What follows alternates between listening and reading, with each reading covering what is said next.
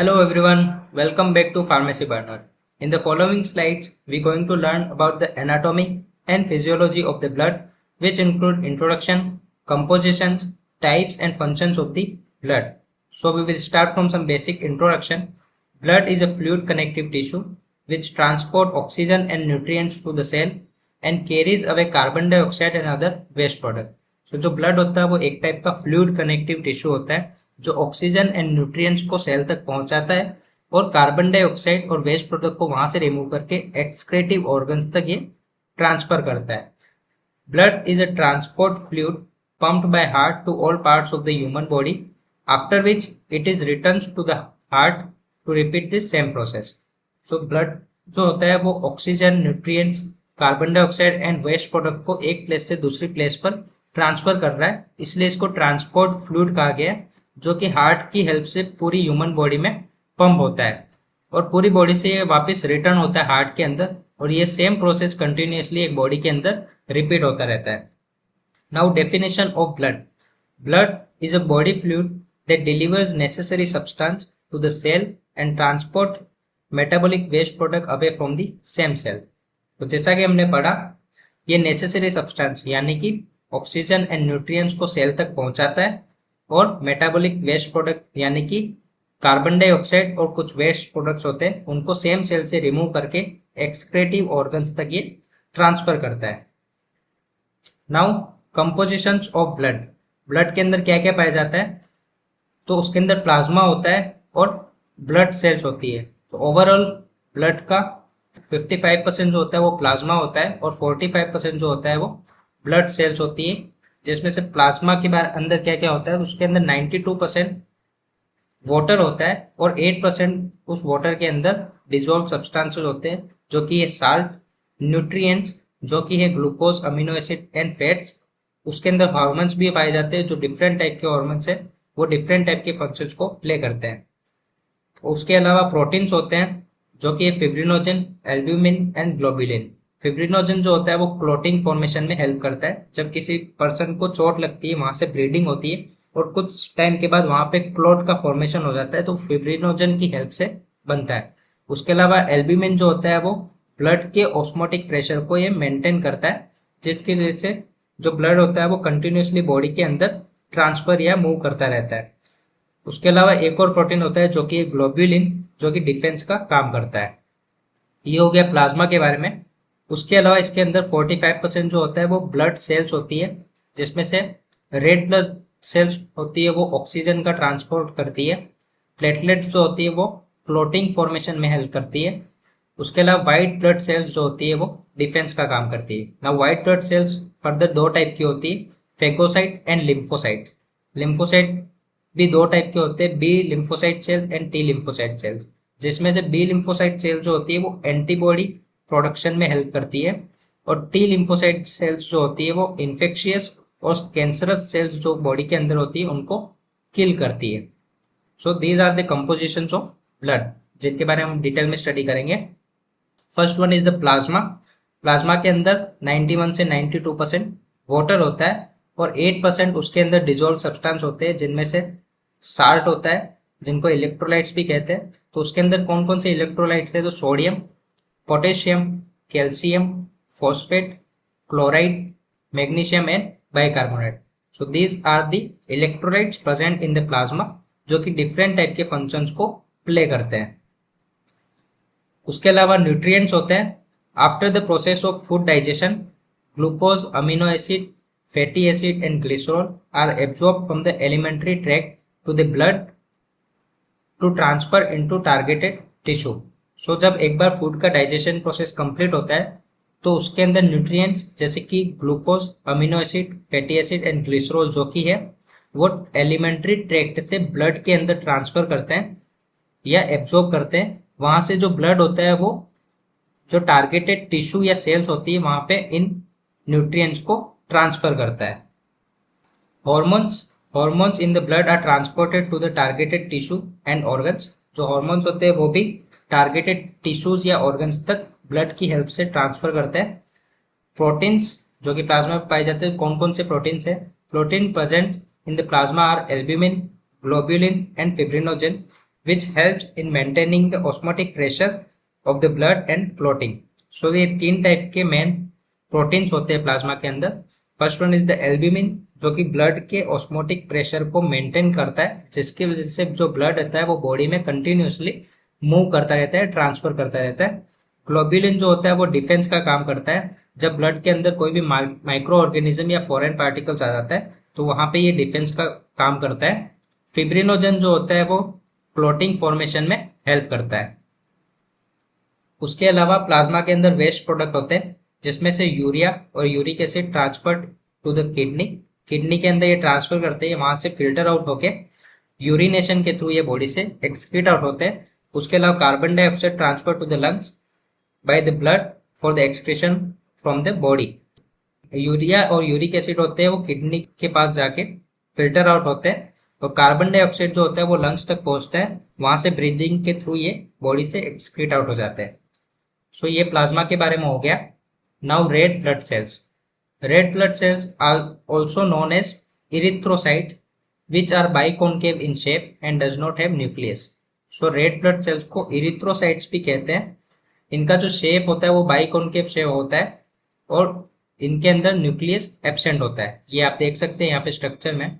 जो आर्टरी से ब्लड आता है वो ऑक्सीजनेटेड होता है, मीन्स इनके अंदर ऑक्सीजन और न्यूट्रिएंट्स होते हैं जो कि कैपिलरी से बाहर निकल के सेल तक पहुंचता है. मीन्स ऑक्सीजन और न्यूट्रिएंट जो सेल को रिक्वायरमेंट होती है तो वहां पे ट्रांसफर हो जाता है, और सेल के अंदर प्रेजेंट कार्बन डाइऑक्साइड और वेस्ट प्रोडक्ट जो होते हैं वो वापस कैपिलरी के अंदर जाते हैं और रेड ब्लड सेल से अटैच हो जाते हैं. 95% of RBC consist of hemoglobin which gives it red color. So RBC का 95% जो पार्ट होता है वो हीमोग्लोबिन से बना हुआ होता है, जिसकी वजह से इसका कलर जो होता है वो रेड होता है. RBC mainly transport oxygen and carry out carbon dioxide. जो RBC का मेन वर्क क्या होता है, ये ऑक्सीजन जो होता है उसको सेल तक पहुंचाता है और सेल के अंदर प्रेजेंट कार्बन डाइऑक्साइड को वहां से रिमूव करके एक्सक्रीटिव ऑर्गन्स तक ये पहुंचाता है. The life span of RBC in circulation is about 120 days. तो आरबीसी का लाइफ स्पेन होता है around 120 days. Haemolysis means RBC का ब्रेकडाउन होना. Haemolysis occurs in the spleen, bone marrow and liver. तो आरबीसी का 120 डेज का लाइफ स्पेन होता है, उसके बाद ये डिस्ट्रॉय होती है या ब्रेकडाउन हो जाती है, तो उस प्रोसेस को हम कहते हैं हीमोलिसिस. तो हीमोलिसिस कहाँ पे होता है, तो स्प्लीन, बोन मैरो और लीवर के अंदर होता है, जो कि मेनली लीवर के अंदर होता है. जब लीवर के अंदर आरबीसी या इरिथ्रोसाइट का ब्रेकडाउन होता है तो एक पिगमेंट का फॉर्मेशन होता है जो कि है बिलीरुबिन, और बिलीरुबिन जो होता है वो बॉडी से एक्सक्रीट आउट हो जाता है. कुछ कंडीशंस में जब बिलीरुबिन बॉडी से एक्सक्रीट आउट नहीं होता है तो उस कंडीशन में पर्सन को जॉन्डिस हो जाता है या पीलिया हो जाता है. तो बिलीरुबिन का एक्सक्रीशन होना बॉडी से जरूरी होता है. About 2 to 10 million RBC are formed and destroyed in the body every second. So हर एक सेकेंड में बॉडी के अंदर 2 से 10 मिलियन तक आरबीसी फॉर्म होती है और डिस्ट्रॉय होती है. Now white blood cells. White blood cells are also known as leucocyte which are colourless and much larger than the RBC. तो जो व्हाइट ब्लड सेल्स होती है उनको ल्यूकोसाइट्स भी कहते हैं, जो कि कलरलेस होती है और ये आरबीसी के कंपैरिजन में बड़ी होती है, जैसे कि आप यहाँ पे पिक्चर में देख सकते हैं. Only 2% of total RBC circulates in the body, remaining stage in the skin, spleen and lungs. So body के अंदर जितना भी व्हाइट ब्लड सेल्स होता है उसका ओनली 2% जो होता है वो सर्कुलेटरी सिस्टम में मूव करता रहता है. उसके अलावा जो भी रिमेनिंग पार्ट होता है वो स्किन, स्प्लीन और लंग्स के अंदर स्टोर रहता है.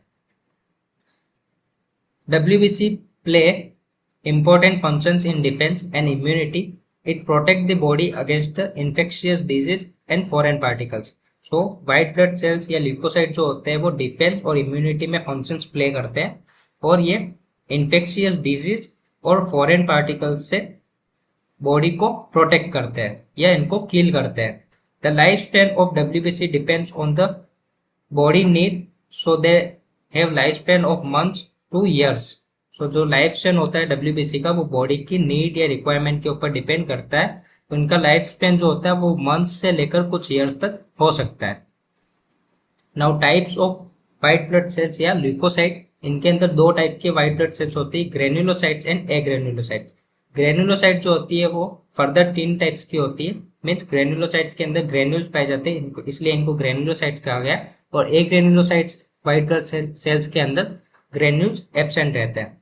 तो ग्रेन्युलोसाइट्स फर्दर 3 टाइप की होती है, न्यूट्रोफिल, एसिनोफिल एंड बेसोफिल। ये 3 टाइप की ग्रेन्युलोसाइट व्हाइट ब्लड सेल्स होती है। और एग्रेन्युलोसाइट फर्दर 2 टाइप की होती है, lymphocyte and monocyte. Lymphocyte further 3 types के होते हैं, B lymphocyte, T lymphocyte and neutral killer cells. So these are the types of white blood cells, granulocytes and agranulocytes. Now platelets. Platelets are also known as thrombocytes. इनको thrombocytes भी कहा गया है। इनका structure आप देख सकते हैं, ये बैक्टीरिया की तरह एक स्ट्रक्चर होता है। They are very small disc like structure which does not have nucleus. जैसे आरबीसी के अंदर न्यूक्लियस एब्सेंट होता है, उसी तरह से प्लेटलेट्स के अंदर भी न्यूक्लियस एब्सेंट होता है। The cytoplasm of platelets packed with the granules that contain blood clotting factor. So जो साइटोप्लाज्म होता है इसके अंदर, उसके अंदर ग्रेन्यूल्स होते हैं और उन ग्रेन्यूल्स के अंदर ब्लड क्लॉटिंग फैक्टर प्रेजेंट होता है, जिसकी वजह से सिसेशन ऑफ ब्लीडिंग या हीमोस्टेसिस अकर्स। तो हीमोस्टेसिस का मतलब क्या होता है, जब किसी पर्सन को चोट लगती है, वहां से ब्लीडिंग होती है और कुछ टाइम के बाद वहां पे क्लॉट का फॉर्मेशन होता है, जिसकी वजह से ब्लीडिंग रुक जाती है। तो इस प्रोसेस को हम कहते हैं हीमोस्टेसिस। सो प्लेटलेट्स के ग्रेन्यूल्स के अंदर ब्लड क्लॉटिंग फैक्टर होता है, जो कि हीमोस्टेसिस के प्रोसेस में हेल्प करता है, मीन्स क्लॉटिंग फॉर्मेशन में ही हेल्प करता है। The life span of platelets is above 8 to 11 days. जो लाइफ स्पेन होता है प्लेटलेट्स का वो 8 से लेकर 11 दिन का होता है। Now functions of the blood. Blood supplies essential nutrients to the cells and tissue. Essential nutrients को ये सेल या टिश्यू तक पहुंचाता है। तो एसेंशियल न्यूट्रिएंट्स कौन कौन से? Glucose, fatty acid and amino acids. It transport oxygen and carbon dioxide and hormones in the body. So blood जो होता है वो ऑक्सीजन, कार्बन डाइऑक्साइड और हार्मोन्स को रिक्वायरमेंट प्लेस या बॉडी के अंदर हर जगह पे ट्रांसफर करता है। It protects from the infectious disease, pathogens and blood loss. So जो ब्लड होता है वो इन्फेक्शियस डिजीज और पैथोजन से बॉडी को बचाता है और ब्लड लॉस को होने से ये रोकता है। मीन्स किसी पर्सन को चोट लगती है, वहां से ब्लीडिंग ज्यादा भी हो सकती है, तो उस ब्लीडिंग को वहां पे क्लॉट का फॉर्मेशन करने में जो ब्लड होता है उसका इंपॉर्टेंट रोल होता है, जिसकी वजह से ब्लड का लॉस ज्यादा नहीं होता है। Blood helps to regulate the body temperature. So body के अंदर कंटिन्यूसली मेटाबॉलिज्म होता रहता है, जिसकी वजह से हीट का जनरेशन होता है। तो जो ब्लड जो होता है वो कंटिन्यूसली बॉडी के अंदर सर्कुलेट होता रहता है, जिसकी वजह से पूरी बॉडी में हीट जो होता है वो रेगुलेट होती है या मेंटेन होके चलती है। Blood contains minerals, salt, hormones and protein that perform important functions in the body. So blood के अंदर बहुत सारे मिनरल, साल्ट, हॉर्मोन्स और प्रोटीन्स होते हैं, जो कि डिफरेंट टाइप के फंक्शंस को प्ले करते हैं और बॉडी को हेल्थी रखते हैं। So that is all about the anatomy and physiology of the blood. Make sure you subscribe Pharmacy Partner to stay updated for upcoming videos. Thank you.